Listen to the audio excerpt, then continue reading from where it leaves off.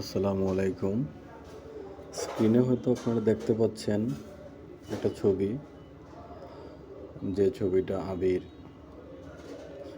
৮ জনের স্বপ্ন পূরণ হলো এমন একটা থাম্বনেইল দিয়ে তার ইউটিউব চ্যানেলে প্রকাশ করেছে। যাই হোক, ওনারা ওর আত্মীয় স্বজন বা ওর আপনজন তাই বলে নিউজিল্যান্ডে নিচ্ছে, ওই কথাগুলো তো আসলে কেউ বলে না। অত কত ভিডিওতে আমাকে নিয়ে বলল যে এর আত্মীয় স্বজন দেখে সে আনছে। আসলে এই লোকগুলো তো তার ভাড়া করা মানুষ, তার গ্যাংয়ের লোক। কারণ সে নিউজিল্যান্ডে পাঠাবে কে করে? সে তো নিজেই নিউজিল্যান্ডে যেতে পারবে না কোনো দিন। ওই রকম বোকাস কথাবার্তা বলে ইউটিউবের মধ্যে আইসা আইসা কিছু নিজের মতো করে নিজের অলিয়া উলিয়ার কাতারে নিয়ে যায়। মানে প্রতারণা কি আসলে সে জানেই না। সে এমন ভাব ধরে, এমন বেশ ধরে। তার প্রতারণার যে কয়জন মানুষ আমার সাথে আছে, আমার কাছে কানেক্টেড আছে, প্রত্যেকের নাম্বারই আমি আপনাদেরকে দিতে পারবো। যদি আপনারা তাদের সাথে কথা বলতে চান, তাদের সাথে কথা বলতে পারবেন।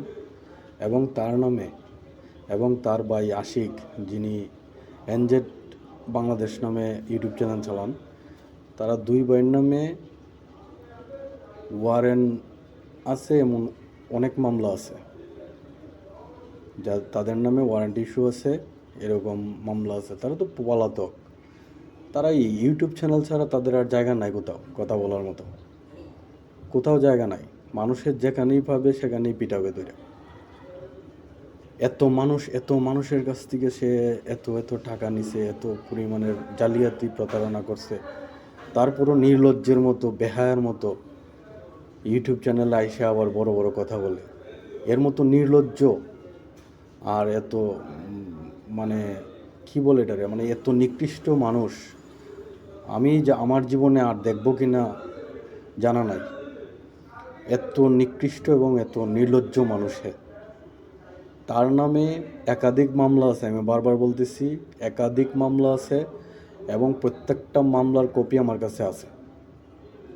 এবং তারে নিয়ে বিভিন্ন জায়গায় বিভিন্নভাবে কাজ চলতেছে। তার যে বড় করে পোল্যান্ডে থাকতো, পোল্যান্ডের নাম্বার আছে।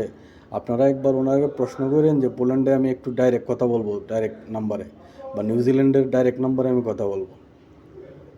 এত মানুষের কাজ করছে, এত মানুষের বিদেশ পাঠাইছে, এত মানুষ ইউরোপ পাঠাইছে, এই নিউজিল্যান্ড পাঠাইছে। এই সাহস হয় না কেন যে তার কমেন্ট বক্সটা অন করে, কমেন্ট বক্স অফ করে ভিডিও করে কেন? প্রতারণা করতে পারে, করতে করতে যখন তার প্রতারণার পরিমাণ বেড়ে যায়, তখন তার একটা শেষ সময়ের সন্নিকটে চলে আসে। এই আবিরেরও প্রতারণার শেষ জায়গায় চলে আসছে। আল্লাহর তো বিচার একটা আছেই, এটা তো সে পাবেই। দুনিয়াতেও তার বিচার শুরু হবে ইনশাল্লাহ। এই জিনিসগুলো এইভাবে মানুষের ওই বিভিন্ন ধরনের পরামর্শ দেওয়া, নিজে একজন প্রতারক হয়ে প্রতারণা থেকে কীভাবে বাঁচতে হয় এগুলোর পরামর্শ দেওয়া, বাটপার চিটার একটা। আপনাদেরকে আমি বারবারই বলতেছি, আমার এই চ্যানেলটা একমাত্র উদ্দেশ্য আমাদের মতো, আমরা যারা প্রতারিত হয়েছি তারা যেন আমাদের মতো যেন আর কেউ এই বাটপারের কাছে প্রতারিত না হয়। এই চ্যানেলের মাধ্যমে আমার এই প্রচারণাটা শুধুমাত্র মানুষদের সতর্ক করার জন্য, মানুষকে সহযোগিতা করার জন্য। আমার এর বাইরে আর কোনো উদ্দেশ্য নাই। যদি কারো কাছে কোনো প্রমাণ লাগে, তারা অবশ্যই আমার সাথে যোগাযোগ করবেন যে সে যে প্রতারণা করছে, কী পরিমাণের মানুষ আমার কাছে আছে। আমি আপনাদের সবাইকে তাদের নাম্বারগুলো দিতে পারবো। এবং আপনারা নিজেরাই তার সাথে কথা বলবেন, তাদের সাথে কী রকমের ধরনের প্রতারণাগুলো করছে সে আপনার নিউজিল্যান্ডের ভিসা করতে পাসপোর্ট লাগে না, এই লাগে না, সেই লাগে না। আপনি শুধু পিডিএফ ফাইল করে দিলেই পাসপোর্টে আপনার ভিসা লাগিয়ে যাবে। ভুয়া ভিসা, ভুয়া অফার লেটার, ভুয়া সব কিছু দিয়ে মানুষের কাছ থেকে কোটি টাকা নিয়ে নিছে, কোটি টাকা নিয়ে নিছে।